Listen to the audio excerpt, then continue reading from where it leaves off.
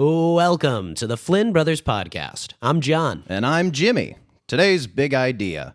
You can be big, but you don't want to be huge. We'll explore how this theme applies to weight gain and fame, using Elvis Presley, Marlon Brando, and Babe Ruth as examples. Plus, we discuss other entities that have gotten too big for their literal and figurative britches. Finally, we're going to end with a little game of big or huge. But first, here's the greatest band that we just happen to be a part of, the Solons. Oh yeah. Oh yeah. Oh yeah. Oh yeah. Oh yeah. Oh yeah.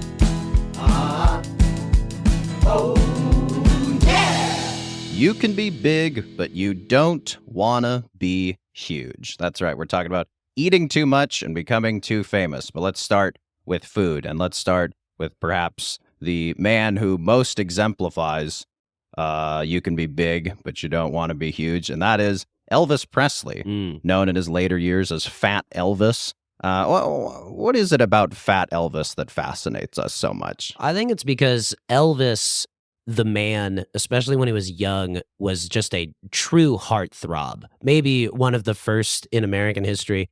And then to be given a gift like that, which I think a lot of men must have been envious of Elvis at the time. Oh, yeah. And then to take that thing that so many men want and then just to desecrate it, to just fill it with Twinkies and, banana pudding. Right. And You go from basically the most handsome and desirable man in the world to the least handsome, least desirable man in the world in the same lifetime, right? It's taking a pristine mansion and letting goats run through it and ripping up the walls and, just never vacuuming, never sweeping. But I also think like the Fat Elvis thing, it kind of taps into, like, I remember being very fascinated by it as a kid. Like you'd go to a restaurant or a diner and they'd always have like a breakfast special. It was like the Fat Elvis and, it's pancakes with peanut butter and bananas and bacon and stuff. And I think there is some weird like inner child complex about him in his later years. Yes, there was like drug abuse and stuff, but really the thing he chose to die from was food, like junk food, right? It doesn't seem like, I don't think of Fat Elvis as an unhappy man. No. I think of him as happy. I think of like it's the same thing before you dive into a far too large fast food order or something like that. Right. You never think about how you're going to feel afterwards. No. You think about the sheer mouth pleasure of, biting into 2 stacked Crunchwrap Supremes and just feeling it inside of your mouth and going down your gullet. You don't think about the after. And I think that's what's so awesome about Fat Elvis is it's just like, he was letting it rip. He was putting together some of the great meals that any person has ever eaten. Well, when you got meals named after you, for sure. Well, I think like recently how this came to the front of our minds is we, a couple years ago, were just obsessed with the trailer for Baz Luhrmann's biopic of Elvis, aptly titled Elvis. And what were some of the things you remember from that trailer? But I guess before we get into it, we should talk about who Baz Luhrmann is. Sure. Or as Elvis would say, Baz Luhrmann. Baz Luhrmann is a Australian writer-director, for those who don't know. He's known for kind of big, extravagant, would you say operatic? Yeah, I'd say excess is kind of his style. Moulin Rouge is one of his films. The Great Gatsby. With Leo, the new one. And I think like his films tend to, or at least how they're marketed, they try to appeal to young people. Yes. Right? They're kind of hip, cool. It's sort of take old, fusty stuff, and it's like, hey, teens, check it out. And Elvis, I guess, was ripe for that. Although, you think back to that time, I guess perceptions have changed since the film came out, but basically, like, the national consciousness, I feel like, and the sort of sentiments toward Elvis were basically two-pronged. It was like, he stole rock and roll from the black community. Problematic appropriator. Yeah, and just the Fat Elvis thing that we touched on earlier. But what were some of the things you remember when we were obsessed with the Elvis trailer? First off, the complete ego death of Austin Butler as Elvis Presley. I almost mixed up their names. Freudian slip. The line blurred. They're so synonymous in my mind now. And then there was the tantalizing hint of, oh my God, is Tom Hanks actually going to be good in a movie? Right. Which for the first time in 20 years. It's been a while. Like, you talk about Tom Hanks as a 20th century actor, one of the greatest of the century. As a 21st century actor, there's not a ton, outside of Toy Story, you know, there's not a ton of great roles. And the role is interesting because he's a somewhat villainous character. Yeah. Colonel Parker, Elvis's manager, who sort of took advantage of him. Which I believe he had signed on for before the script had even been written. Always a dice roll. Yeah. Always a dice roll. And the movie feels like that once you get into it. It's like, we need to make this character a central figure. He's going to narrate. It's almost going to be from his point of view. It's crazy. You tell the Elvis story from the point of view of Colonel Parker. It's just such an odd choice. And it's bad. It's really bad. It's not a good performance by Hanks. No. It's not a good narration. They drop it about a third of the way through the movie. I would say, though, on the plus side for the film, Butler is very good. Yeah. He disappeared so thoroughly into the film that in interviews after the film, he was still doing the Elvis voice on the red carpet. I'm Austin Butler. Which people gave him a lot of crap for, but you and I, during the pandemic, were hanging out a lot doing Elvis voice. And if you do Elvis voice for even 2 hours, it really becomes hard to shake. It's contagious. So we're the only people maybe who are sympathetic to Austin Butler. And I think the other thing that tantalized us is briefly in the trailer, they show a clip of Austin Butler, who, like Hanks, makes the decision to don the fat suit. Yeah. And he's singing from one of Elvis's last concerts. He's in a white jumpsuit, and he's singing Unchained Melody, which is a beautiful... Otis Redding, I think, kind of first did that song, it was, I believe, the song that our parents chose as their first dance at their wedding. That's right. But I think what we were hoping for was sort of a end of Dodgeball, White Goodman... Peter LaFleur eating a chicken leg. We were expecting that scene. Well, with even Elvis. if you take the more serious portrait of it, it's Darren Aronofsky's movie The Whale with Brendan Fraser, where in that movie, you'd never really seen binge eating portrayed in that way. You know, for those who haven't seen it, it's about a morbidly obese guy who basically eats himself to death. Yeah. Spoiler alert. Chokes on meatball subs. Yeah, and there's a weird, morbid humor to it. And I think it's the exact same reason we were fascinated by Fat Elvis. There is something, self-destructive, but also, whoopee about just eating yourself stupid and gigantic, right? There's just something interesting. It's true. There's a restraint that you have to exercise because as an American citizen, there's no law stopping you from going into Albertsons and grabbing all of the candy that's right next to the cashier, putting it on the conveyor belt, buying it, and consuming it. Long as you pay for it. Yeah, long as you pay for it. Nothing against it. And I think there's a... But I think, here's why I think Fat Elvis is not covered in the Baz Luhrmann movie. It's because it's not Baz Luhrmann style. Baz Luhrmann style is, as we were talking about, extravagance, beauty, fancy costumes. He is interested in human beauty. He is not interested in human ugliness. So there is very few examinations of, there was a bit of Elvis's drug use and stuff, but there's not really a lot of exploration of, oh God, he married a 14-year-old girl, and oh God, he, died on the toilet and ate himself to death. There's no real, that's just not Baz Luhrmann style, right? And to the other point, there was that other Elvis-centric movie that came out, Sofia Coppola's Priscilla, which, obviously covers his first wife, Priscilla Presley, and I didn't see it, but according to my girlfriend Lauren, to my dismay, Fat Elvis is also not portrayed in that movie. Which I believe is the reason we were like, well, we're not interested in seeing. As much as we like Sofia Coppola and Priscilla's story is probably interesting, I wanted to see Fat Elvis being perhaps a tyrant, a villainous character. Yeah, oh God, yeah. This sort of Jabba the Hutt-like figure. But anyway, so we're here to kind of answer for the Fat Elvis erasure. We're filling the void in the culture that has been left by Sofia and Baz. So we've done a little research. I think a couple of the hits people know right off the top about Elvis and his food habits, and we'll go through kind of quite a few of them, but the most famous is the Elvis sandwich. Now, can you off the top of your head tell me the ingredients to the Elvis sandwich, sometimes known as the fat Elvis sandwich? It is a sandwich. I'm assuming on the whitest bread you can possibly most procure. processed bread. Yeah. Yes. And the peanut butter that's the least organic. You definitely are not stirring this peanut butter. Jif, Skippy, frosting, bananas, yeah. surprisingly, but Yeah, the yeah. most dessert-like perhaps of all fruit. Right. And you put that together on a sandwich, and then you fry it in a stick of butter. Fried in a whole stick of butter. I believe many variations of the fat Elvis also include bacon.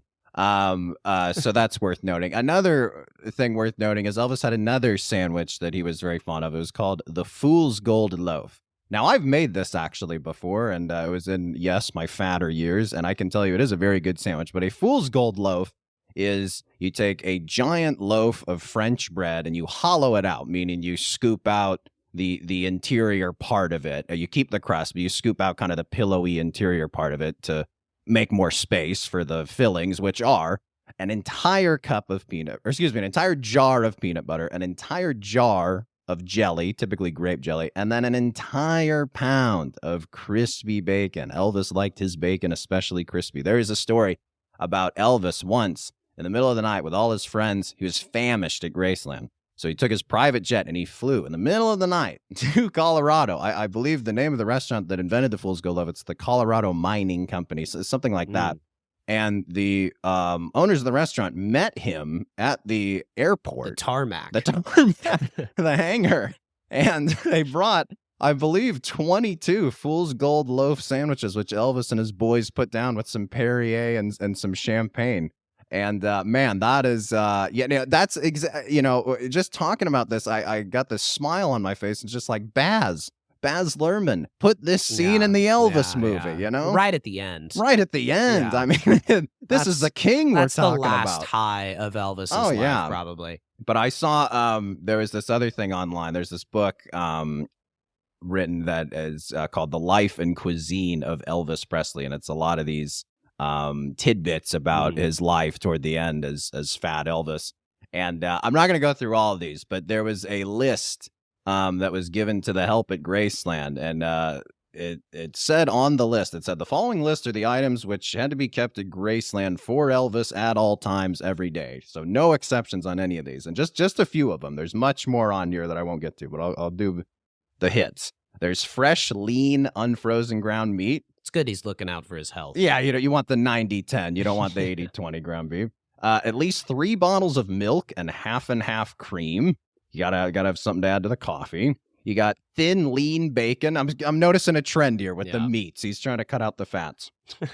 Peanut butter, which of course you need to make his signature sandwiches. Banana pudding and brownies, and there's a note on both of them, to be made each night. So the idea is that Elvis is having not 1, but 2 desserts minimum every night, right?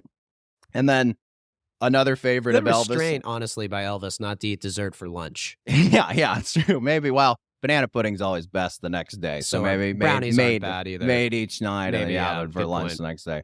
And then ingredients for meatloaf and sauce, which, a little Southern boy such as Elvis, you got to love that. And then he loved ice cream, vanilla and chocolate, both of them always. And then there's a bunch of other things, cigarettes, cigars, there's all these cold and flu medication. And then this other thing I'd never heard of before, it's called Fina Mint Gum. Do you know what Fina Mint Gum is? I do not. What is Fina Mint Gum is a gum used to treat constipation, which makes sense. Elvis, you're eating all these things, you're going to be pretty blocked out, I haven't right? seen Fina Mint Gum advertised ever. Sounds like a pretty good product. I mean, now you drink the Metamucil, or you could just eat fruit and vegetables. Yeah, you could have a prune once a day and be free from this awfulness. But what's something, you look at all these crazy things, what is something, if you were a chef, you like to cook, what's something you could make with all these ingredients? There's lots of burgers. Sure. I think there's hamburger buns and pickles you did mention, but that's also on there. Hot dogs. These are other things that he would like. You're making brownie sundaes. You're making the Elvis sandwiches with peanut butter and tons of bacon. Hell of a breakfast you could have. Yeah. I mean, you get a bunch of eggs. I mean, you could make the world's most insane omelet with a lot of these things, right? Yes, it's really like a plump little boy's dream of the type of foods he would like to have. Is that your big takeaway from the list, that it's Yeah. plump little boy's dream? Like, why are these the foods Elvis chose? I think part of it too is a lot of them too are very like they're processed foods. These are not like we didn't have these. So Elvis was not a farm to fork man. No. This is I think too it reflects the time of the era though, where these ultra processed foods and things that came in cans or boxes and were ready to go. We're seen as high class because they're the cutting edge of technology, and now we think of Whole Foods and things that are less processed as more valuable. Right. But to Elvis, it's really highbrow to have, you can just crack open a pack of, instead of kneading biscuits and making them for hours, you're cracking open a roll, you're slapping them in the oven, you're ready to go. It's what kings would have. It's, you still have servants, but it's kind of magnanimous of him to keep, the servants from having to work too hard. But yeah, you That's can just, true. instead of making buttermilk biscuits by hand, just crack open a can of the Pillsbury's. I'm a benevolent king. But anyway. I think too, though, it's like that these types of foods too. I think they give you more comfort, arguably, than your foods that you have to work for and stuff like that. The things that you slave over all day. Maybe there's a sense of satisfaction, but Elvis isn't slaving over these things all day. No. He wants them now. He probably immediacy was huge for Elvis. I mean, the fact that he took that flight to Denver. He chartered a plane just for the Fool's Gold loaf. This was a guy, on record, did amphetamines, did barbiturates, but his drug was food, and it resulted in his demise. His last meal, 4 scoops of ice cream and 6 chocolate chip cookies. That's insane. 6 chocolate chip cookies is insane. Because you can have one. I make cookies a lot. 1, 2 cookies, you're feeling fine. 3, you're like, all right, we're having a fun night. It's like Pete. 4 is really pushing it. 5 Yeah. is you're basically insane, and then 6, it's like Nuts. It makes wish. sense you died. I don't know that anyone's ever eaten 6 cookies before, but except Elvis. It's not just the 6 chocolate chip cookies; it's the 4 scoops of ice cream. Yes, found dead on his bathroom floor by his fiance. Talk about showing up too late. Yeah, that's being a fiance. Yeah. I'm not talking about in the sense that she came to the bathroom and could have saved his life. Elvis was obviously a man who was ticking clock. Yes, but it is always funny though the women who show up to these great men late in their lives, thinking of like Pacino and De Niro and having kids when they're 80. And like the Mick Jagger also has these young... whatever magic these guys had in their day, it's gone. So they're just an old man now. Yeah, like maybe they still have some of the old. But juice. Elvis wasn't that old. He was still 42. That's I think true. even though he was kind of husky, there was still a charm to him. There was still a sexiness to him. But God, even being big and sexy and sweaty in that suit. Singing Unchained Melody. Yeah. But he lived a lot of lifetimes in 42 years. Life expectancy was lower back then. But, as we talked about, he went from the most handsome, desirable man to the least handsome, desirable man in one lifetime. You think about growing up poor. You think about becoming a artist who rises up to the top. You think about going to war. You think about becoming a movie star. You think about trying all the comeback tours and all the dieting, and then just that's how it ends. Yeah. It ends as Fat Elvis on I the think bathroom we should floor. perhaps mention too, we did look back at Elvis's music, and although the songs are, Jailhouse Rock is ludicrous. A warden is not throwing a party at the county jail. No, say what you will about the criminal justice system. That's not I don't think that going was on. it's not even at that time. But Elvis could for sure sing. Like there was a reason he was, and as he had big as he gravitas. was. You watch the Ed Sullivan Show when he's doing the dancing and stuff, and it's like, look, we're not here to say he did not appropriate music and took 100% music did. from communities that, it's like, but it's like. Also, he did have gravitas. He did have charisma. There was a reason he was a worldwide sensation. But anyway, there's just something morbid yet funny about going from that to people say he died on the toilet. I don't know that there's necessarily any proof of that. They found him on the bathroom floor. So what are you doing in the bathroom other than being on a toilet unless you're getting ready to shower? But you can put 2 and 2 together. Yeah. All right, I want to do a quick game before we go to break here. Okay.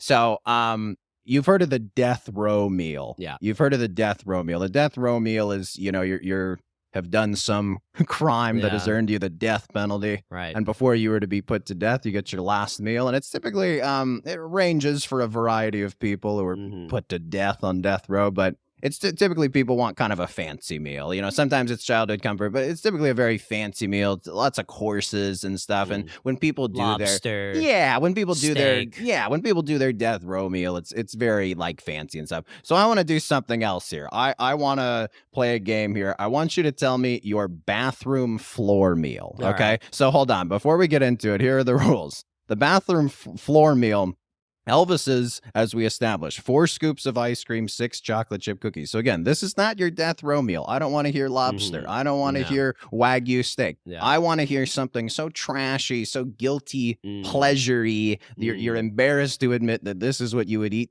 yourself to death on and die constipated on the bathroom floor. Yeah. Go. All right. So before you were saying that, when I was thinking about, I really love meatball subs. Like I love, but I feel like that's too highbrow. So I would Maybe. say the greasiest, most cheesiest slider, like burger, like just smell like the stacked high. I love American cheese. I think American cheese has to factor heavily. Smash burger, thick burger. Yeah, smash burger. I don't like the thick burger. The juice, it doesn't work for me. And no really vegetables on it. Maybe some pickles just to slightly cut through it. And then I would say a large pan of sort of par-baked brownies, where it's basically just the fudge. Yeah, the middle. Yeah, exactly. I've done where you bake brownies and you don't even let them set. The middle's like pretty undercooked, the outside's cooked, and then you just get in there with a spoon and mix it all together. And it's kind of a chocolate lava cake. Like a hot cold stone. Yeah, exactly.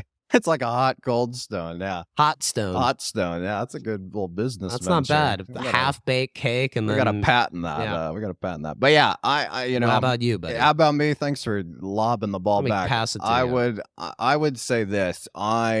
When you are not around and my girlfriend is not around, God, do I love boxed mac and cheese, dude. I love Kraft, but I really love the Kraft with the cheese batter. But really, what I love, oh my God, is the Velveeta boxed mac and cheese. And it doesn't come with the cheese powder. It comes with a cheese sludge. Like you boil the pasta and you open the packet and the sludge comes out. There's just something about sludgy texture. I think for dessert, I would just eat straight Nutella too, which also is sludgy texture. Yeah. I think sludgy is kind of just, I don't know what it is about my makeup, what strand of DNA I got in me that makes me like that sort of stuff. But God, I love it.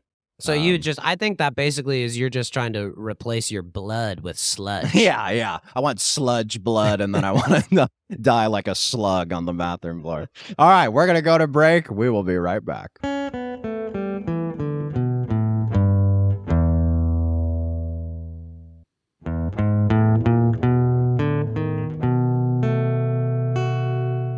And we're back. We're talking going from big to huge. Now, we just spent about 20 minutes talking about Fat Elvis, so I want to pivot over now to a few other famous men from the 20th century who exemplified this theme of going from big to huge. And remember, we've been talking a lot about food to start, and we'll continue to talk about food and weight gain, but we're also going to talk about how this applies to their fame as well. Yes. So, patient audience members who are more concerned with fame than food, they'll just have to continue waiting.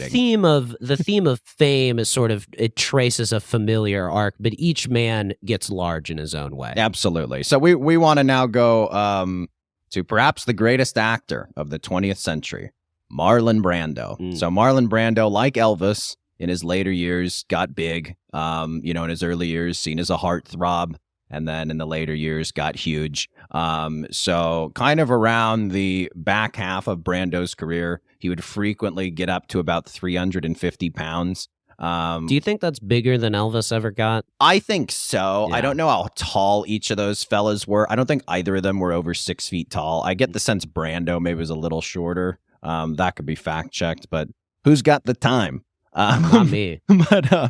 But we fact checked some other things. One of which is that Brando's diet around the 1950s, sort of was kind of at his peak actually. So this was something he dealt with throughout his whole career. I mean, it really became an issue toward the back half, but even in the early part of his career, when he had a higher metabolism and it didn't show as much, he ate mostly junk food. It was usually takeout Chinese or peanut butter, which he would consume by the jarful.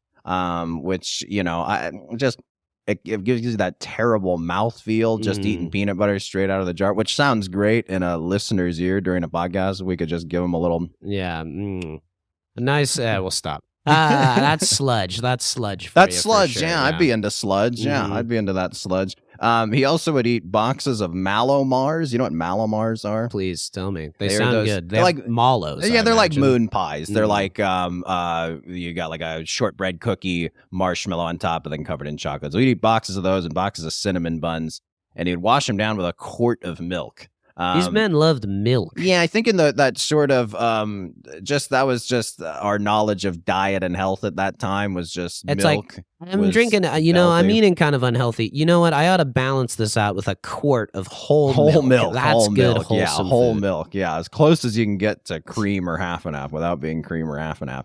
Probably raw milk, too. Oh, absolutely. No. But like Elvis Brando, he would go on crash diets. That's the typical pattern. If you gain a lot of weight, you want to try to lose it quickly. And they had all sorts of weight loss drugs and stuff. And this other thing I saw online is second wife Movita. I hope I'm saying that right. She had to put a lock on their refrigerator to stop Marlon pilfering. What she at first she thought it was the household staff were stealing from the fridge, but it turned out to be Marlon. And she awoke one morning to find the lock broken off the fridge and teeth marks and a round of cheese. That's animalish. Animalish. It's savage behavior. I guess my question is, what type of cheese? Round of cheese. It kind of eliminates cheddar. It eliminates pepper jack, the square one. I'm seeing a wheel of Parmesan. Yeah. You could also talk me into a cartoonish wedge of Swiss. Or a big log of provolone, maybe. Or even another log of Velveeta, knowing as Marlon liked sludge. Yeah, But true. that wouldn't leave teeth marks. No, that's true. Yeah, it would just...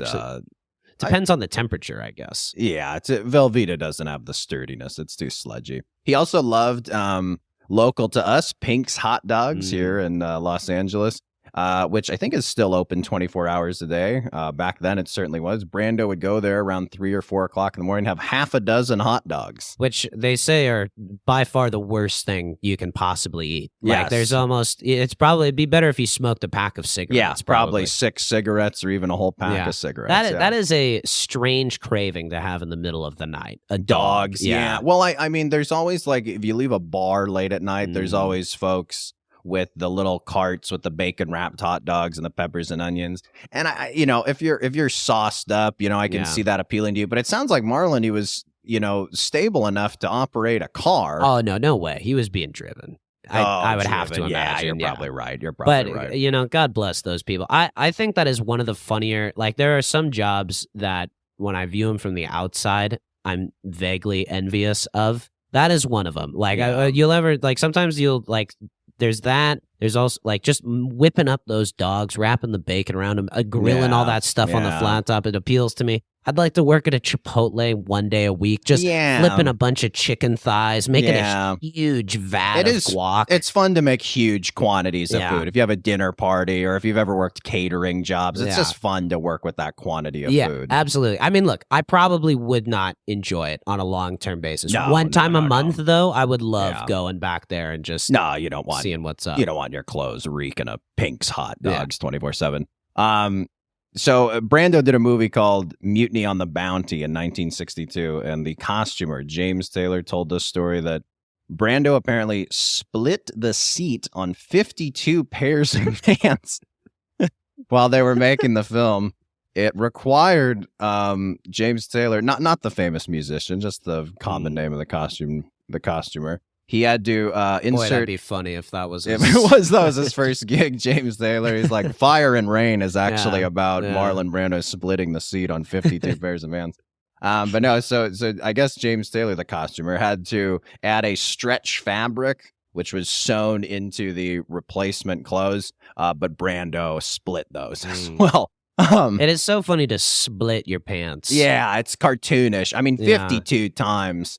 That is. It's on at that point. It's on James Taylor. Yeah. Oh, yeah. Well, and it's also like, what is Brando doing as an actor? He was just clearly a large man. Is he doing big bends. No, it's probably just sitting or Yeah. just reaching for a donut Yeah, or something. just I mean, at that ripping point, it. you just put him in a kilt. It's just Yeah. like remove the seat of a pants from God. the equation, right? He would have loved the modern era of athleisure. Oh, I feel like God, Marlon yeah. Brando would have really thrived. Yeah, like in the last few years, you'll look at like denim jeans, and it's like 99% denim and then 1% spandex. And you're like, God, why do my jeans feel just great? Yeah. And oh man, Brando, he missed out, man. Missed out sure on the did. golden age. You of can't split stretch those pants. even no. if you try. Believe me, I have. But I guess ice cream was the culprit for this period of time. Brando loved ice cream. They say he could go through a whole 5-gallon tub, which even a half-gallon is pretty difficult. Even a pint is. Yeah. Most mortals could not put down a pint, but he would go through a 5-gallon tub. Was he just eating this in his dressing room, or was he? Well, the thing I saw is, Mutiny on the Bounty. We was on the water for some of it, so they're shooting at a lagoon, so he would row himself out with the tub and eat on the water. Which, man, that's brilliant. Yeah, we shouldn't have What done. are they going to swim out to me? We shouldn't have, man. That if you had to choose a place to die. On a lagoon, alone, 5-gallon tub ice cream. What's your lagoon meal? Yeah, what's not your bathroom floor, not your death row meal. What's your lagoon meal? But yeah, it's crazy, dude. Because I think On the Waterfront is 1955 when he won the Oscar, and then this is just like great. People love doing some good impressions. People, so far. I'm sure our youthful audience members will love Brando impressions. But Sad movie, sad. It's a sad picture, yeah. And then Streetcar, I think, is in the 50s as well, maybe the later 50s. But yeah, this is kind of when his career was turning, was in the 60s, and then kind of picked up again with obviously The Godfather and early 70s. No, don't even. I see. Wanted this living. Don't you dare do Vito Corleone. And I wanted you to go to college. But the other film he did with Coppola was Apocalypse Now, and that was late 70s, I think 79. And that famously, Brando showed up super overweight, didn't know any of his lines. And, they had to stop shooting, and Coppola made all these changes to the script, and he had to dress Brando in all black and shoot him in shadow to cover up the fact that he was grossly overweight. Because he plays Colonel Kurtz. Yeah, he's out in the middle of the jungle. River mad. Could you? He should be rail thin. Yeah, he's supposed to be rail thin, I think, in the book Heart of Darkness. And then, a little lost in the adaptation. Like the people that he had worked his magic over were somehow getting him these calorie-rich foods. that plumped him up some. So another thing I saw was later on in the 80s, again, he spurned one of the women he was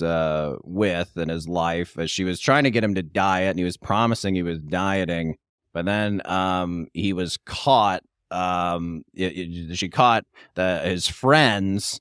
I think Brando lived on Mulholland Drive. His friends would throw Burger King Whoppers over the gate of his estate, and he would obviously go rootling through the bushes in the nighttime and just wolf them. My God, man! I mean, fast food in general you shouldn't be eating, but Burger King is really the bottom of the barrel, isn't it? It is just the charbroil. It's not. Doesn't translate. It's not real. Maybe back then it was better. Yeah. I'm sure back then we talked about processed food and stuff, and I think back then it's possible it was a little better. When McDonald's first started, they used real. They were essentially In and Out. They were essentially In and Out, fresh ingredients and stuff. Now it's God knows what it is. Talk about sludge, but yeah, it's like it is just it shows the level of depravity as binge eating. There's nothing sadder than sneaking Burger King Whoppers, Burger King Whoppers in the bushes. That's sad. That's rock really bottom. That's rock bottom. Especially probably, I would imagine, a beautiful woman who's begging you to stay in shape so as to be more attractive and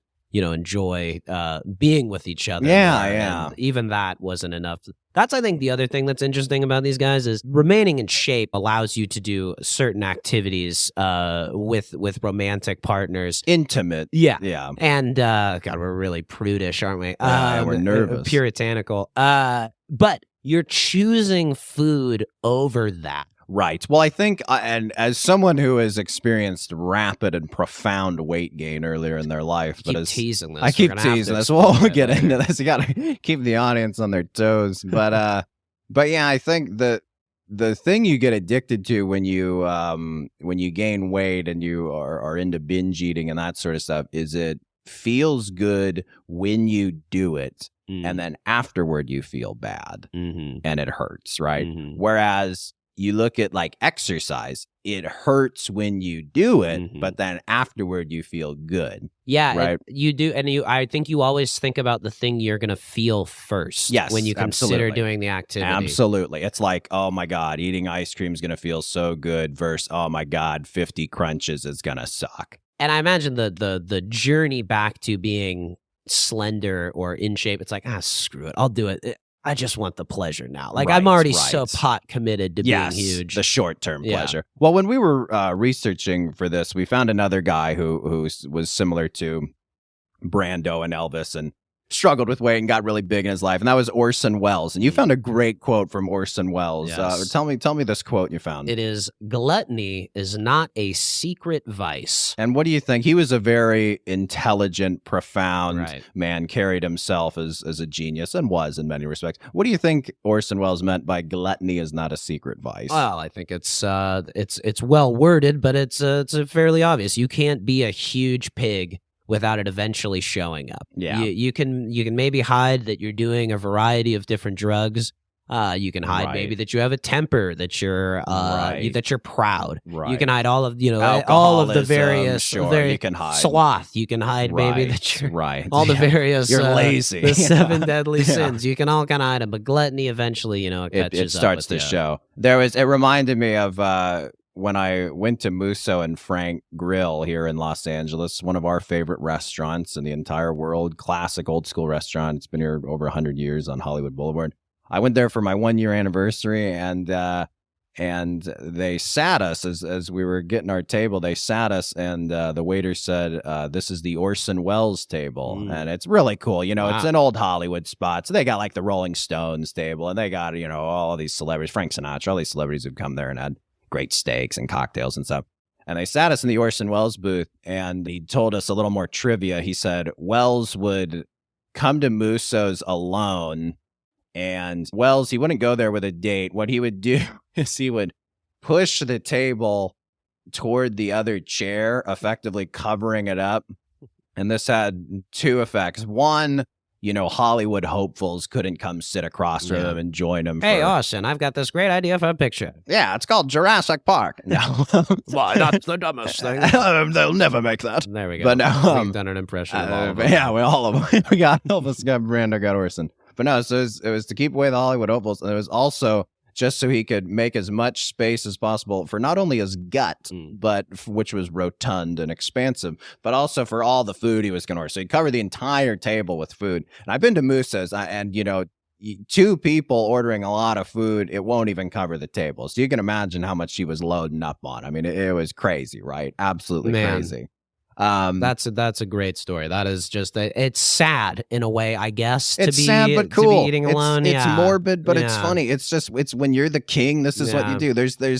We've watched that clip. There was that Henry VIII movie from it's like the 20s or 30s, and it's a black and white movie. And there's just this famous scene where he's eating chicken. And he's just gnawing on the bone, and he just is throwing it over his shoulder. And it's it speaks to this thing that we all have this little chubby kid inside of us, even models, even people who aren't prone to binge eating. Everyone has this chubby little kid inside of them who just wants to eat chicken and throw it over their shoulder, wants to go to Musso and Frank's alone and just load up the table and nobody look at me. Part of it, I think the third reason perhaps that he didn't want anyone there, he didn't want to recognize the shame, perhaps. He didn't want to see himself from the outside consuming this. He just wanted to fully be in the moment. That's true. I don't remember a lot of mirrors in the restaurant, so that's probably good too.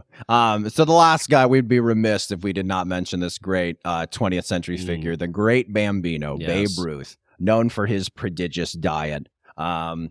For breakfast, I saw this online. He would eat steak and potatoes along with half a dozen eggs. That's Then a he would, lot of eggs. yeah. Half a dozen. 6 eggs is quite. Most omelets you get are like 3-egg omelet. It's just maybe like 4. who would crave eating a bunch of eggs? I mean, there are people Well, who do it to get big. But you got the steak and potatoes with it if you probably mix it all cooked in together. a ton of butter Oh, as well. sure, Yeah. sure, a little cheese. But he would wash it down, again, this is breakfast, with 4 cups of bourbon and ginger ale. Cups. Yeah. So what is that? That's not a Moscow mule. That's a babe Kentucky mule. a babe mule.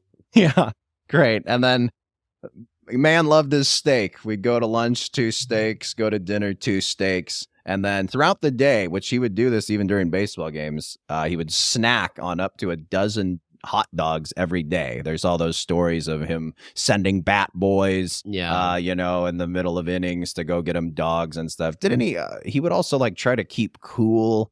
Yes, with a cabbage leaf under his cap, which is all the utility the great Bambino had for vegetables. Yeah, just wearing it, not consuming. I like the hot dog story though, because it's like something that if like one of those old cartoon, it's another cartoonish thing for a person to do. Like if there was a humongous great baseball slugger, what would be the first idea that he would eat? He would eat hot dogs, bunches of hot dogs. It's almost hack and how just obvious it is from a storytelling perspective, but it's reality. Yeah. I saw this also after dinner for dessert. He'd have chocolate ice cream like Elvis, like Marlon, but he'd also have pickled eels. I don't really... I don't know what that is. They don't really sell those. I didn't see them. We went to the supermarket recently. I didn't see anybody. Yeah, I've been to exotic supermarkets of all types of cuisines and doesn't persuasions. Seem like it would pair with chocolate ice cream. No. I mean, the only time I've had eel is you go to like a Japanese restaurant, unagi. They'll have They'll usually barbecue it. They'll have a little sauce with it. They don't know how eels like reproduce or like how long that they live. Yeah, they're a mysterious creature. The eel. Good idea for another episode. Yeah, maybe. Last thing, Babe apparently loved eating raw hamburger meat. Disgusting. And just rare beefsteak. According to his wife, almost every day he ate 2.5 pounds of rare beefsteak. It's just unthinkable. Is this in addition to all these other steaks he's eaten for lunch and dinner and breakfast, or is this how he liked his steak? He maybe just liked them just bloody as hell and just barely seared or just raw, or I don't know. With the Babe, he's one. I think of these 4 that probably lends himself most to myth. He's a bit lost in the mists of time, if you will. Oh, sure, yeah. He's not as these other guys. There's good solid footage of him. Yes. The Babe, we just have a couple home run highlights, a couple interviews, pigeon-toed trot around the bases. Yeah, so much of it though. Grainy home videos of him maybe calling a shot. Right. He's a Paul Bunyan-ish in that sense, very, very mythical.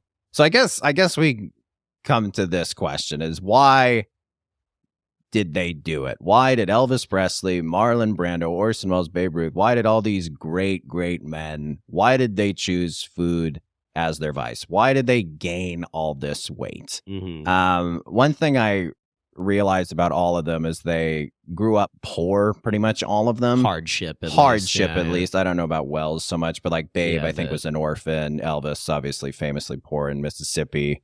Brando and, hardship and stuff.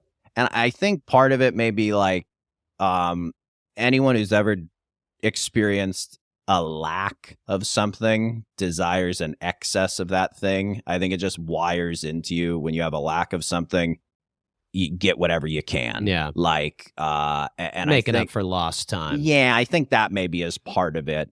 I think, as you touched on earlier, pleasure, short-term pleasure, mouth pleasure. Why do people drink? It gives them a good feeling of pleasure in their body, right? The lightheadedness, the carefreeness. With food, it's that comfort. It's that, man, I feel warm. My stomach is full. I'm laying down. I don't want to do anything. I'm just watching TV, right?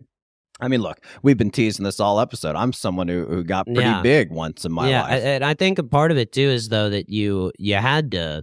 It's not something that just happens necessarily. No, when I got big, it was like, when I used to go to a restaurant, I would order one dinner. And then as I was starting to get big, I was like, every time I go to a restaurant, I usually get 2 dinners. Like... I usually would just get the pasta, but this time I got the pasta and the steak or whatever. And then you just I'm gonna have this, and then late night eating's a big thing. That's what does it. That really. big night thing. Yeah, the late night. I mean, that's the big thing. Is like, and all these 20th century figures we talked about, there was kind of allusions to late night eating. And it's like, there just is something. Well, it just sits in your gut. It sits in your gut. You don't get a chance to metabolize. Do you remember the first time we ever like ate late at night?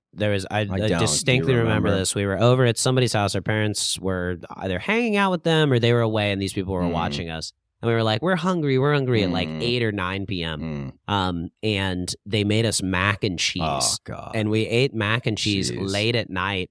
And like our mom and dad came back and we were like, we just had mac and cheese late at night. It was the greatest thing ever. And they were like, oh no, this door has been open to you. Dude. This is not something that you should want to be doing. No, it's true. And I think like it is enjoyable to gain weight and to get big. However, well, hold on, if I may pause you.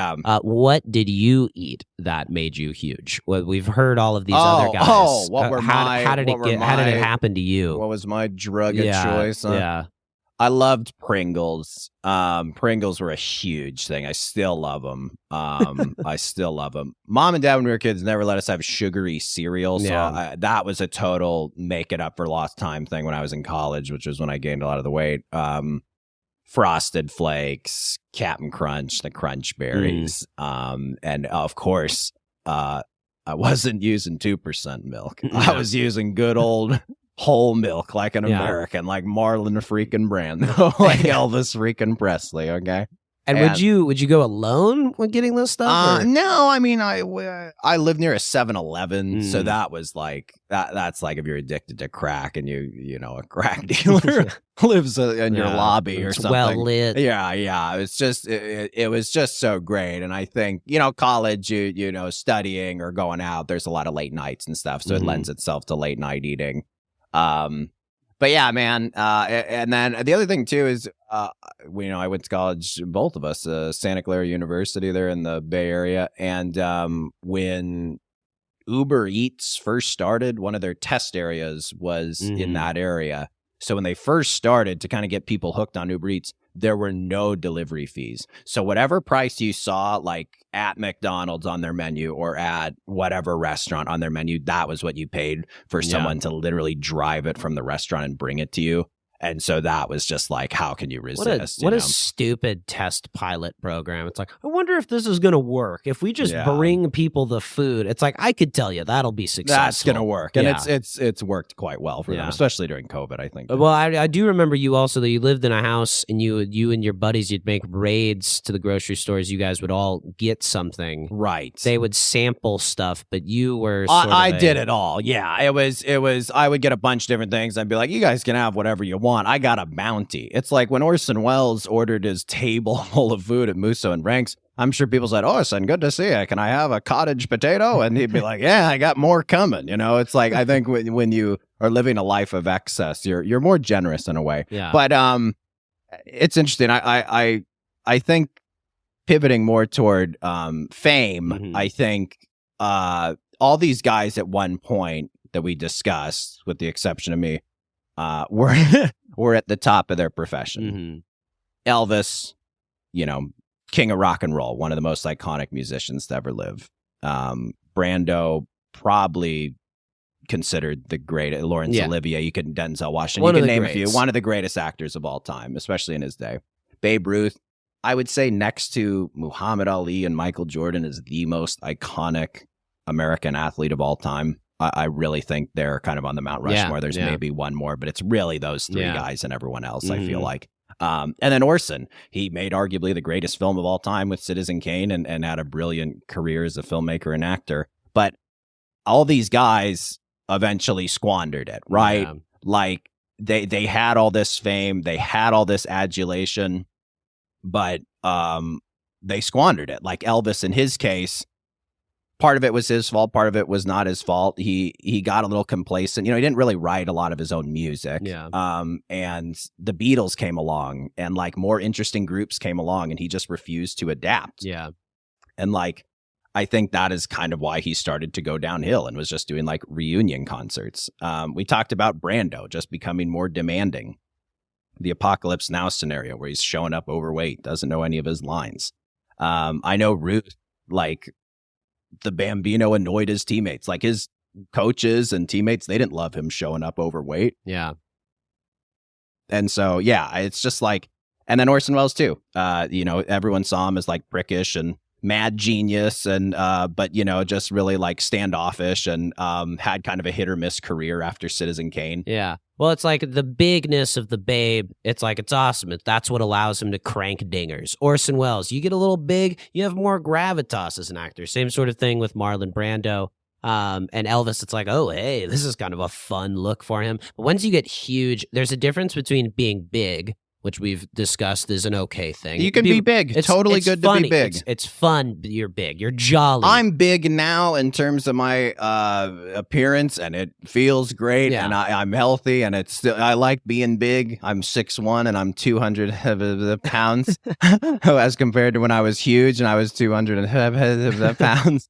But yeah, no, it's like you can be big. And then Elvis and Babe Ruth and all these guys in their day when they were big, people were cool with it. Still people love top. you when you're big. But then when you get huge, people start worrying about you. And it's just less fun. Well, and I think that's true for the weight gain, people get concerned about you. But then also the fame is like, whereas the consequence going huge with weight gain is you get unhealthy, right? Yeah. It's your cholesterol goes up, blood pressure, blah, blah. The consequence going huge with fame is public backlash. The people stop liking you. The people who once liked you stopped liking you. And your work gets worse because you're held to different standards than you were before when you were coming up and making your best stuff. But what is that process? Like, how do you go from big to huge? Like, what do you think, what are the steps that kind of start the decline? What do you think happens? Similar to, I think the other thing that's similar with going from big to huge is it's something that you have to work at. When you're gaining popularity and acclaim and all of that, you're really working hard. All of these guys worked hard at what they did. Right. But then you hit the point where you almost have this momentum behind you. You're this balloon that continues expanding and expanding. And you just stop getting told no. Once you've been so successful, you see it with a lot of different people, and all of these guys included. It's like, well, everything that he's done before has worked, so why would I tell him no? Who am I to tell? Green light. Yeah, green light. And then so you get indulged. You're like, well, if no one's going to tell me no, then I'd like 5-pound tubs of ice cream that I'd like a rowboat that I can bring out onto the lagoon. I'd like this salary. I have these demands. And then once these things happen, there's just no chance that your work is going to be as good. You don't have the same hunger. You don't have the same grit, the same determination, the same desire to prove yourself.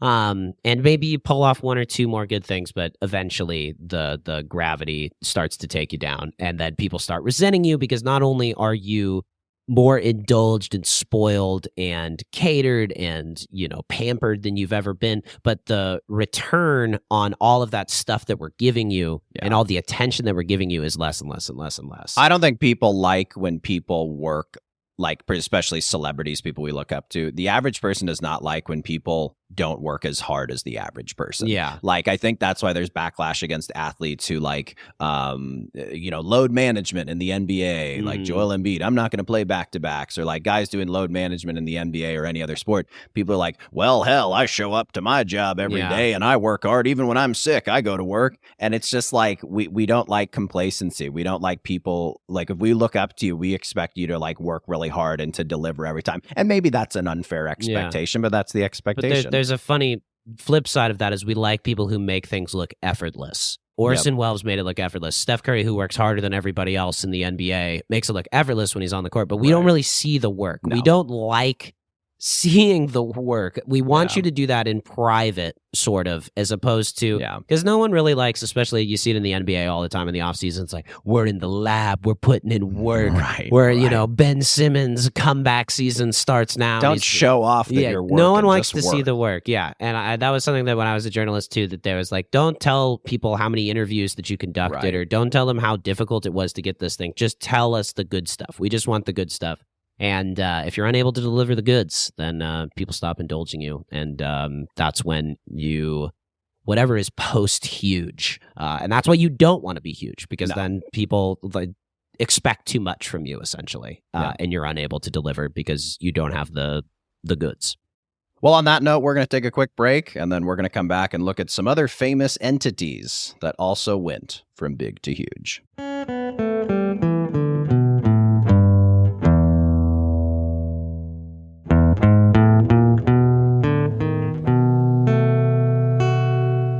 All right, we are back. Thinking back to those last couple segments we did, it's possible some listeners may interpret our comments and analysis as fat phobic. But I'm not afraid of these gentlemen.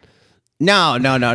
We don't have a fear of these gentlemen. I think what saves us is as a former fatty. Well, I'm still fat, but as a former guy who went from big to huge, I got fatty and credibility. Back to big. Yes, and back Credit to big. to you. But I have fatty credibility, so I think I'm immune from it, and I get a +1 in that. So you're Thank good. you. And I think also all the guys we talked about were white men, and I think we're due for some puncturing. Yeah, so I think in a way we're on kind of a woke mission here. Yeah. But anyway, back to the task at hand. We're talking about going from big to huge, and we're going to talk about some other entities, not just white men from the 20th century that this happened to. So one thing you'll see this going from big to huge a lot in is the tech world. A few I jotted down that came to mind: Amazon, Google, Tesla, Apple, I think is a big one. I think especially potent for us. Like, don't you kind of remember when we were kids and Apple was really cool? It's awesome. We had the the desktop that had the computer inside of it, which was, and it was the purple. iMac. It was the iMac. We had the purple iMac. Yeah. But I remember playing computer games on it. I remember the first word processing. Our dad wrote a book on it. It was just sweet. And I remember Dad getting the first iPod and just being blown away by the little, what do you call it, a track wheel? Yeah. That thing is just so the amount archaic. of songs. Yeah, it was just like, it's totally cool. And just, especially when Jobs was alive and was in charge, like they just had so many cool products year after year, and like the iPhone and stuff. But kind of since he's died, like they've kept making money, the world's first $1 trillion company, but really their only new product since he died has been like the Apple Watch. Yeah, it's stuff that they're just running back the hits. I don't really know what else they could make. I mean, they've kind of just given us all the screens that we can take. I do think the funniest thing that I distinctly remember when they mentioned that they were going to move from a track wheel to a touch screen, I remember thinking, it's like, why would they do that? Everyone's screens are just going to be super greasy from our fingers, which ended up not mattering very much. So just wipe it with your shirt once in a while. Yeah, it was good that 8-year-old me wasn't in charge of Apple's design. But these things that got huge, these tech companies, Amazon, Apple, Google, we don't own a Tesla, but those first three we interact with on pretty much a daily basis. And it's, even though we like those things, I wouldn't say they're popular with the public. No, they're just like, you think of them almost like the UPS or USPS, the postal service. They're just like a necessary integrated part of life that you don't have very positive feelings towards necessarily. Yeah. I feel more positively towards the postal service than any of those three companies, but I use those three companies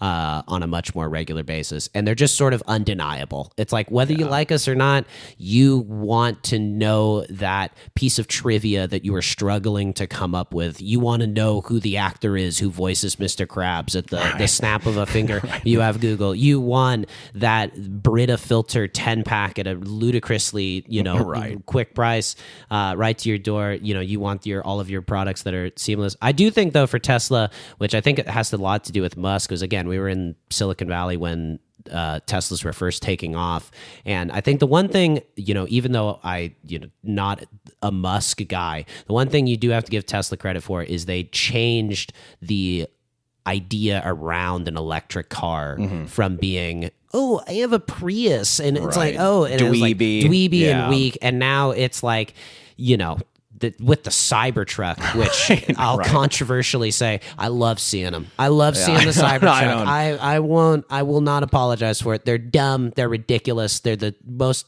absurd car on the road. They look crazy driving around. Like, what do you have all that tires and speed and power for? And yet, it's like seeing a Lamborghini or any other fun, ridiculous, expensive car. I'm just like, you know what? Good for you, man. That is an absurd thing that you are doing. It's a flex. It sticks out. Yeah, it's true. He has changed the perceptive of electric cars. I think another realm outside of tech in which a lot of folks go from big to huge to their detriment is the world of music. A few that came to mind: Britney Spears. Yeah, destroyed her. Michael Jackson. Ditto. The Beatles. Those one, we saw Get Back, which was interesting because they were just so, like, you even have the documentary crew following you around as you're making an album, and you could see just the excess had really tainted their, creative process. Part of it is, there's the famous story, they play their last concert at Candlestick Park and they can't hear each other play their own instruments because the crowd's so loud. I think, some of the Yoko stuff that's unveiled in Get Back, I just the egos. I mean, you have Paul McCartney, John Lennon, and George Harrison, all on their own, had great solo albums, all on their own, could have been and were front men of their own bands. And it got to the point where they were just so talented, too many egos.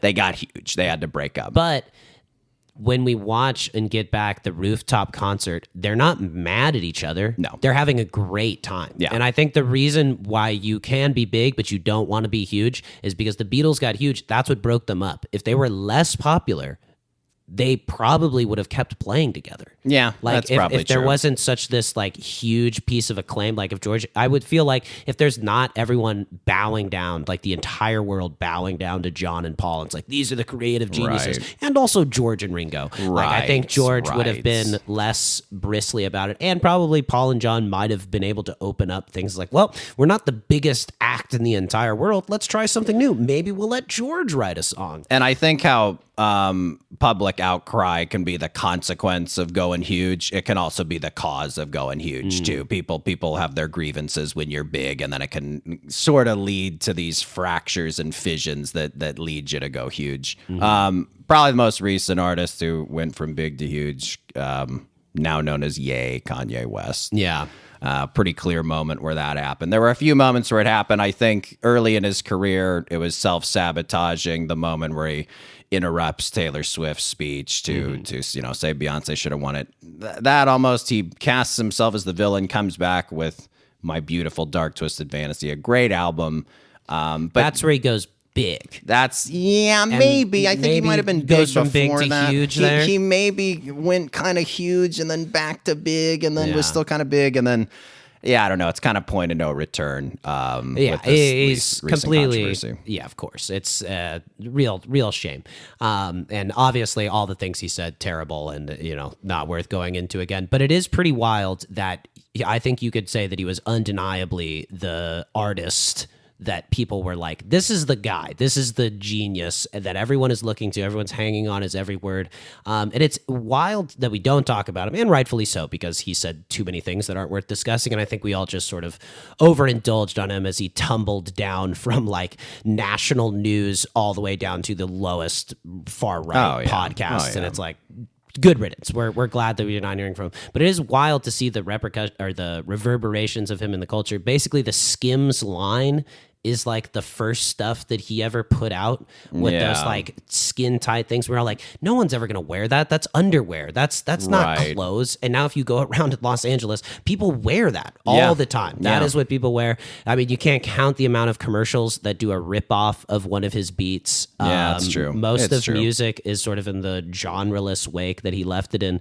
But yeah, it's gonna be an interesting day when I don't know, when we finally decide that we're going to start discussing him again. I don't think today is that day, and I don't really want to get into it. But last note on music, someone who's gone from big to huge, who we mentioned earlier in this Kanye conversation, Taylor Swift. She is now currently huge. TBD on what the outcome will be. Moving on to the world of film, I think it's pretty safe to say Disney Marvel, I think, has gone from big to huge. I think, most people we talk to are having a bad case of superhero fatigue. I think they've tapped all the really well-known comic books. And I think, in terms of Marvel, I think their box office returns haven't been what they were. I think casting Robert Downey Jr., your former Iron Man, as now the lead villain, Doctor Doom, of your new Avengers 2-part movie. It's just so inbred and provincial, and it's just the monster eating itself, isn't it? Kind of. Yeah, I mean, that's a huge difference in the reaction people have to the very first Avengers movie, which was like, oh wow, this is like fun, and I didn't really know a movie could be like this. How did they pull it off? Yeah. 8 main characters. Yeah, and it worked. And now you look back at it, and like the costumes seem corny. The style of writing has just permeated through the oh wow, can't believe that happened, or uh-oh, look out for this guy. Like that sort of meta commentary, which felt fresh at the time, has just been so played out by now. And by the time you got to the, what was it, Endgame, then you were just like, like once they killed Thanos in the beginning, I was like, why am I going to stay in the theater? And you know how it ends. And I think, the folks who own Marvel, Disney, they fall victim to the same issues. Right now, they are putting out Moana 2, and they're also doing a live-action remake of Moana 1 that will be out soon. And just all the live-action remakes, all the sequels, it reeks of going huge.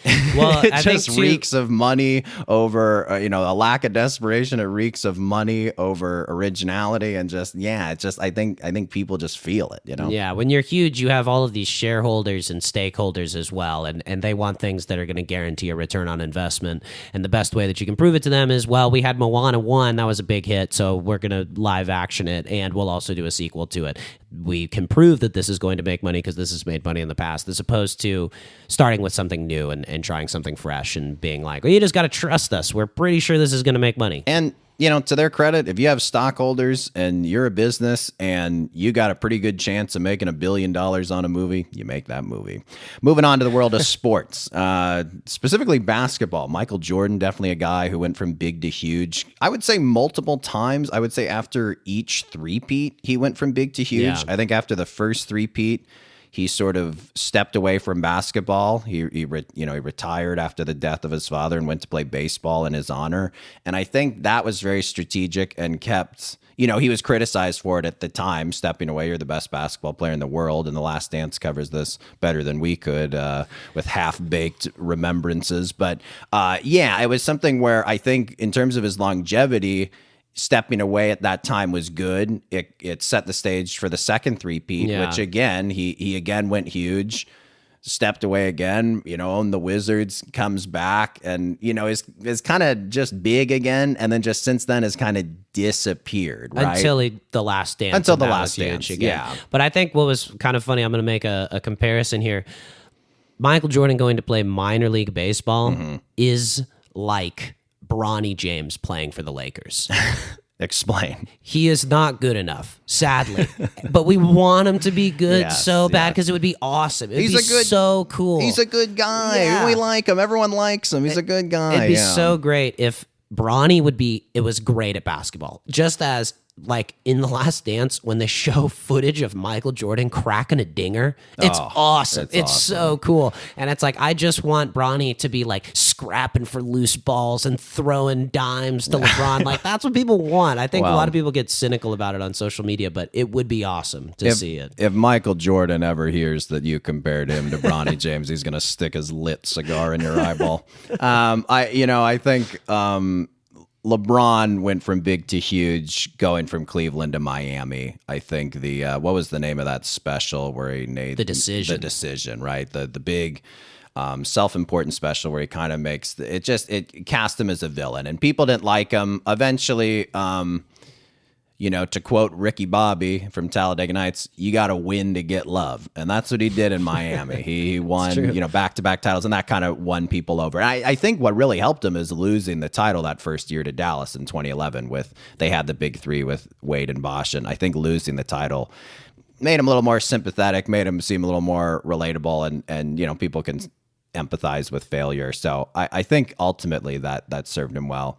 Yeah, the undeniable greatness of it as well. Oh, yeah. Almost like Google or Apple, where it's just like, well, shucks, this Yeah. is the best that anybody's ever done it. Yeah. Or at least up there, and how can you avoid it? Last basketball guy, Shaquille O'Neal. Oh, sure. The rare one who has a toe in both the going from big to huge in weight and fame. Yes. He frequently throughout his career, especially with the Lakers, was eating a bunch during the offseason, would use the season kind of to get in shape, and then during the playoffs and the championship runs was in peak condition. Battled some injuries, obviously, but he was a guy who I think, when eventually had to be traded from the Lakers, they chose Kobe over him. Shaq just kind of was too huge. Salary demands were too big. Wasn't as good as good of shape as he should have been. But now everyone loves Shaq. I think he's just kind of, since then, he's been big. He just has been big, and he's diesel, and he's the big fella, and people just love him, right? Yeah, the most famous man on cable television currently. And I think to your point about him going from big to huge as a player, when he was big, he was a great, great player. When he was huge towards the end of his career, it leads you to injuries. Although when he was sort of in that transitionary period, maybe he was most dominant, because it was just like, this guy weighs almost 400 pounds and has the feet of a ballerina. Right. And you're just like, there's literally nothing that you can do. But ultimately, it catches up with you. You can't weigh 400 pounds and do drop steps. Wrapping up with a few actors. One actor I think most people have kind of felt a backlash toward, who went from big to huge, is Chris Pratt. Totally lovable on Parks and Rec, totally lovable in his kind of supporting roles early in his career.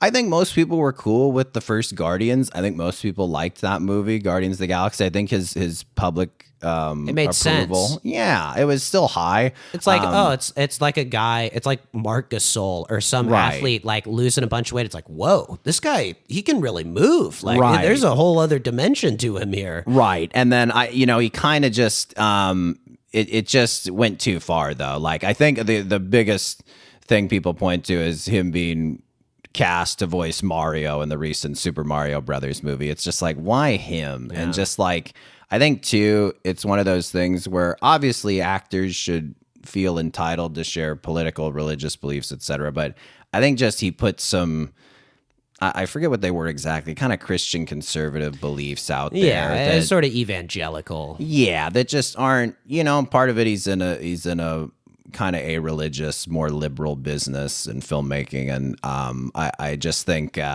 didn't go over super well. And just, I think online people have strong reactions to that sort of stuff. And I just think too, it seemed like he kind of changed as an individual, divorcing Anna Faris, Marion Schwarzenegger's daughter, I guess. Was it his daughter? Yeah, Schwarzenegger's his father-in-law. And yeah, when he came back to Parks and Rec, he was doing the same stuff, and it felt like it still should have been funny, like he was still committing to it, but there wasn't as much funny anymore. And I think the personal life stuff in terms of his views and whatnot, it's like, you can't be smart, handsome, funny, rich, have a great family, and an awesome wife. And just like at a certain point, you need some foible, and people are going to find something to pick at. And I think too, once you get, it's another thing too, is he was the lovable. It's like, oh, he was discovered in Hawaii when he was a waiter.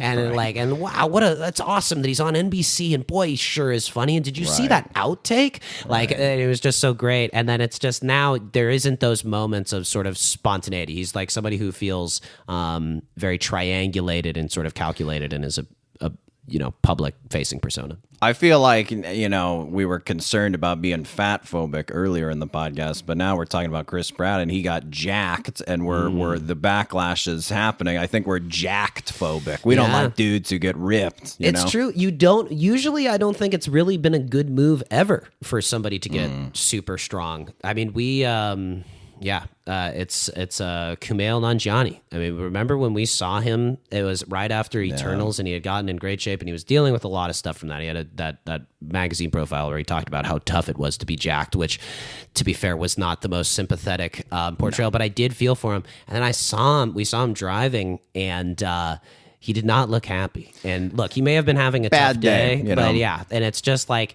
but you associate people being happier when they're Right. bigger. When you're Right. thin and when you're jacked and all of this stuff. There's the quote that it's like, I forget some supermodel. It's like, Nothing tastes as good as skinny feels, I Yeah. think is the quote. And I think that's just such a joyless way of going through life, and nobody likes, like, that is like a villainous thing to say. Clearly someone who's never eaten Nutella straight out of the jar.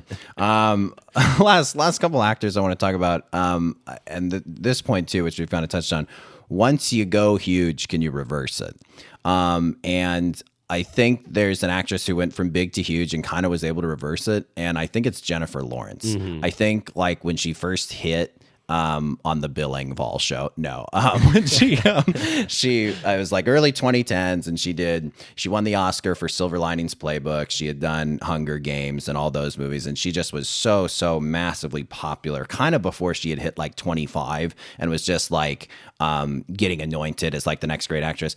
And kind of to her credit, like sort of did the Jordan thing where you just sort of like, okay, I'm so overexposed right now. People are tired of me. Like having that self-awareness to step away and then now like is back. And it's like, I feel like, higher approval rating than ever. I think Anne Hathaway's kind of like that too. I think, early in the career, and just, I think people were a little, found her a little cringy. She just is, if you've ever done theater, she's a very like stereotypical theater girl, right? And just seemingly over dramatic. But again, like kind of stepped away, like knew she was overexposed. And then like some of the work recently has been really strong. And I think that may be a society problem too. I think as a society, maybe we are a little harsher on actresses versus actors, and are more, I think like men especially like will have these tendencies to be like to just like have this weird confusing view of actresses where it's like,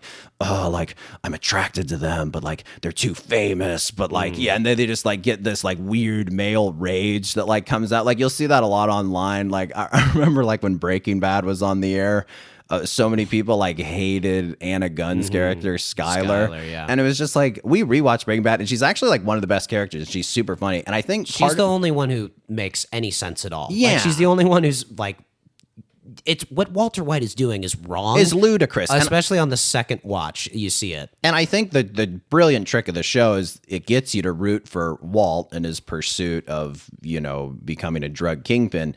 And I think the natural reaction is to dislike any obstacle that stands in that way. And Skylar is a big obstacle that stands in the way. But yeah, dude, on a rewatch, like all the weird male rage, also with like Pam in The Office, there's been a lot of weird like rage online toward like Jenna Fisher's character and stuff. And so yeah, I think it maybe is just something that actresses deal with that actors don't have to deal with in terms of going from big to huge. Yeah, I think with Jennifer Lawrence too, it wasn't, if you go away for a while, and like Anne Hathaway, if you go away for a while, people miss you because you used to be a part of their life, and they associate you with whatever part of their life that you were big during or huge during. And then once you come back, whereas maybe it wasn't cool to admit, it's like, you know what? I actually did like Anne Hathaway. Like you can now say that all of these years later, and they can sort of reclaim it or whatever. 100%. All right, we're going to take one more quick break. Then we're going to come back with a little game of big or huge.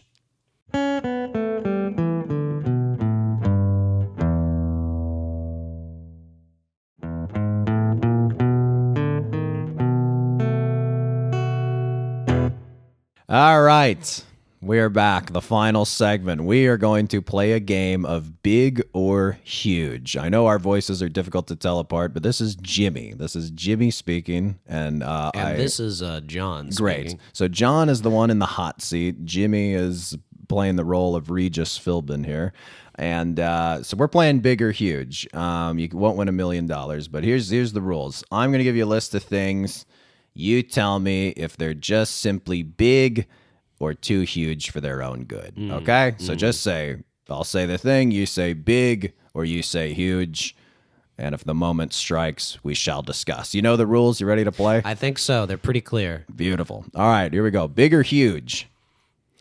First one, The Office. Oh. Specifically, The Office on Netflix. I'd say huge. I think as somebody who watched every episode of The Office when it debuted and subsequently watched it several times afterwards, I can't even turn on an episode now. That I just know all of them. And to say that you like The Office it's lost all of it. Used to be the coolest show to be a fan of, and now it is just like, it's like, you know what I love listening to? Rock and roll. Yeah. You know what I like eating for dinner? Pizza, cheese pizza. No, it's obviously it's true. Yeah, I think I was thinking about it. I mean, I gotten a little numb to it just because you constantly see memes and clips online and stuff.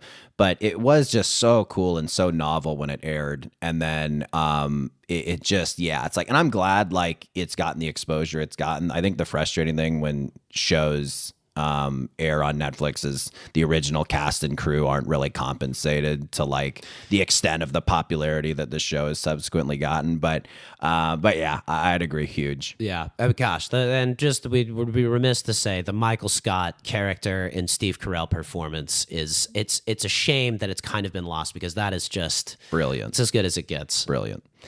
Alrighty, next one. Big or huge? Nashville hot chicken sandwiches. Oh, huge. They're huge. Sadly huge. They were great. I think the first time anybody had a Nashville hot chicken sandwich, it was like, man, a chicken sandwich and it's hot? Yeah. And Nashville, that's a cool place. I don't know too much about there, but it sounds fun. Country music, right? I feel like that's what people think. But yeah, I mean, there was one that opened maybe a year ago in our neighborhood. I just counted. There are 3 within a mile of us. That's insane. It's a totally ridiculous thing. They are good though. I mean, I think that again, it's lost all of the fun that it had. I remember, I think when we first moved down here about 5 years ago, there was a place where there was a line around the corner for a nat. That's it being big, maybe going to huge. But now it's just like there's nothing fun about. I don't know. They're just regular old. There's nothing novel. There's nothing. I don't know. Office-ified. Yeah, it's been office-ified. All right, next one. Big or huge? Self-care. Oh man, I feel like I'm leaning more towards one than the other, but huge. It's too huge. Huge. 3-0. Wow. I'm calling these huge. I think there's a line where self-care, I think, becomes selfishness. 100%. And I think we crossed that line a little while ago. And not to say that you're not supposed to take care of yourself, but I think I just don't think you really become happy by turning your focus inward. No, that is what self-care every faith tells you to do. Every faith system in the history of the world teaches you that true happiness, enlightenment, whatever you want to call it, is found through selflessness and caring for others. And it's just, listen to us though, we're fat phobic, we're anti-self-care, we really are evil white men. We're talking about old white men. We're talking about Brando and Ruth and Elvis and goodness. But yeah, I mean, not to say that you shouldn't take care of yourself, and that there is, I think there is a good thing that, men are allowed to cry now and people take care of their skin. These are all good things. With all these things, there's this fetishization, there's this memification of all these things where it's gotten just so like cutesy and overused and it's frustrating. It's what happens when something goes from big to huge. Gosh darn it. Yeah. Okay, big or huge? Guys our age saying, let's go. You know what? Let's go. I differ from you on this because I know you dislike it. I hate it. It fires me up a little bit. It's big. It's good. Let's go. Let's go. Can't you just feel it charging up your body? Well, listen, if it's an athlete, you score a touchdown. CeeDee Lamb, you score a touchdown. Let's go to, everyone at Cowboy Stadium. You could say let's go at a bar if a guy's running for the same team, and they'll love you. I say I play pickup basketball. If we're rolling, if we're going, I make a basket. Somebody gives me a high five. I'm saying let's go. Let's keep it going. It's a good thing to say. It's positive. It's affirming. It's one of the few things that American men all have in common in these divisive times. Jim, do you really want to take that away from us? Get over it, Jim. That's what you're telling me. What I'm telling Get you. over it. I'm telling you, let's go. Okay. All right, next one. Nice for big to get on the board. Yeah. Okay, next one. Big or huge? People saying In-N-Out fries aren't that good. Oh man, it's it annoys me, but I don't think it's gone to huge yet. Okay. I think it's big. I think it's a thing that people do, and it still is kind of a marker of like savvy, extra levelness. I do think it is interesting that you bring up In-N-Out. I just think there is something that you cannot. My first time I ever had In-N-Out, I ate it with grandma and my great grandma. Right. And there's just it has that deep California connection that if you're not from California, I totally understand that you don't think In-N-Out is that great. You think it's overrated, Yeah. and I think, and because of that, people underrate it. Like, here's what it is. Like, it's not the greatest food God ever put on the planet. Like, it's really fresh ingredients. It's solid fast food, cheeseburgers. And look, here are the complaints people have with the fries. They're too soft. That is the big complaint. You cannot go to anyone to an In-N-Out and you just are always gonna hear them, well, I really like In-N-Out, but the fries, it just drives me freaking insane. But the thing is, like, the potatoes are fresh. They're fresher than any other French fries at any other fast food place. Did you see some burly young man chopping them into bits in the back there? Exactly. And the issue, doing the ka-chunk machine. Yeah, exactly. And the issue, though, is people like frozen fries. Spoiler alert, most fries you have at a fast food place, you probably know this, but they are frozen. Like the really thin ones that get really crispy,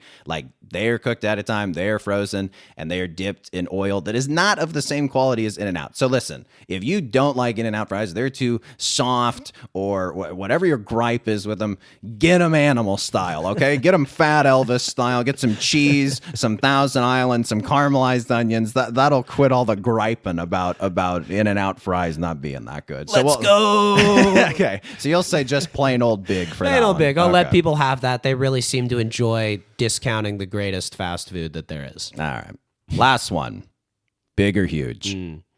Having a podcast. Oh, it's huge. It's Yeah, huge. it's too huge. It's too huge, huge. but I'm glad, we got into it. I feel like just at the right time. It's a really brilliant idea. I thought of one. I'd like to throw one back at you. Oh, yeah. Let's end this it. is a Yeah. safe topic. Adam Sandler, the Sandman, Oh, big the or Sandman, huge? dude. Here's the thing. Here's why I love the Sandman, and it's kind of like the Taylor Swift thing. Huge, but it doesn't matter. Yeah. People love him, dude. Like, I want him to get even bigger. And I huge. love Sandman, dude. I think he did he's been huge for 20 some odd years. There was some derision towards him in like the 2010s with some not so great comedies he's made, but his run the last 5 years with like his last two comedy specials with Gems, we really loved Hubie Halloween. Great movie. I just like his last 5 years has been awesome, and obviously like he just has so many classics. So yeah, I would say huge, but hey, doesn't matter. Maybe the exception to our rule. Maybe, The Sandman. maybe. Stay tuned. He's going to be a guest on next time. yeah. What's that? He dropped canceled. out. Oh, that's too bad. It's That's tough too bad. with our schedules. All righty. Well, that's going to wrap things up for us here on the Flynn Brothers podcast. Please subscribe, comment, leave a rating. And if you have any questions, comments, or big ideas for myself and my brother John Flynn to tackle here, you can contact us at our business email, flynnbrospod@gmail.com. That's flynnbrospod@gmail.com. Thank you to our producer, Will Slade, and we will see you next time on the Flynn Brothers podcast. Take care, buddy. All right. Take care.